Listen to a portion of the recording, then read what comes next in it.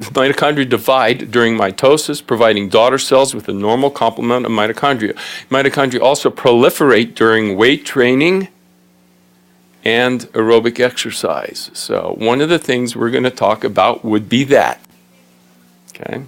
The number of mitochondria is controlled by T3. This is a thyroid hormone, T3. There are 2 thyroid hormones. Well, 3 actually, but 2 we want to look at.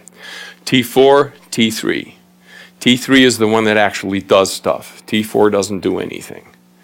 If you want to get a really good explanation of this whole T3, T4 type of deal, which is incredibly important in my book, I have a lecture about an hour and 15 minutes on that website I told you about. You can go look at that, and it kind of breaks it all down.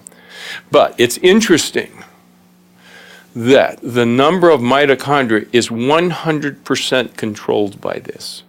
Not only the number, but how well the mitochondria function. This little element right down in here, called UCP, mitochondrial uncoupler, has to do with the making ATP, 100% controlled by T3. So not only is T3 the one that induces mitochondrial division and makes more mitochondria, it also makes them work.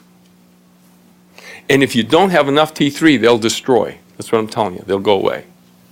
One of the biggest problems that we have in our medical system is that there's about 300 doctors in the United States that know this.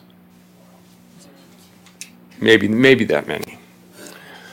Doctors live and die by blood tests for thyroid. They have no clue, literally no clue, how many people are deficient in thyroid. And you'll get your thyroid blood test done and they'll be normal and they'll say you're okay. Probably not. If you're over 50, the odds on you not needing thyroid are about 3 out of 100. So one of the real important things is to find a doctor that knows about thyroid, that knows that it's not about thyroid blood tests. It's about other things, which I'm not going to get into, but my little video on the website will get into more of that. You get your mitochondria from your mom. Pop doesn't participate in that.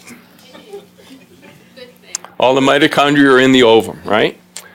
So if your mom was, a world champion speed skater, you're looking pretty good. You got those mitochondria. But if your pop was a world champion speed skater, maybe not.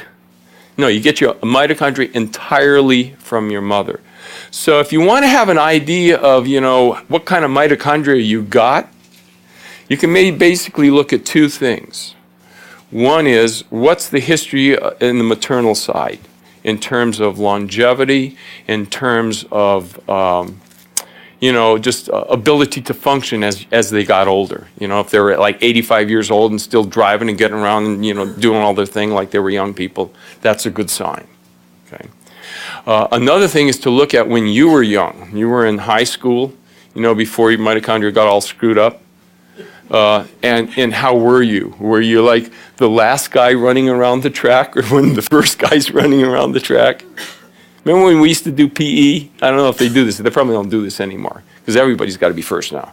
But when we did PE, they just ran our butts around the track and, there's these guys up front and they're all cool and they're like even hardly breathing hard.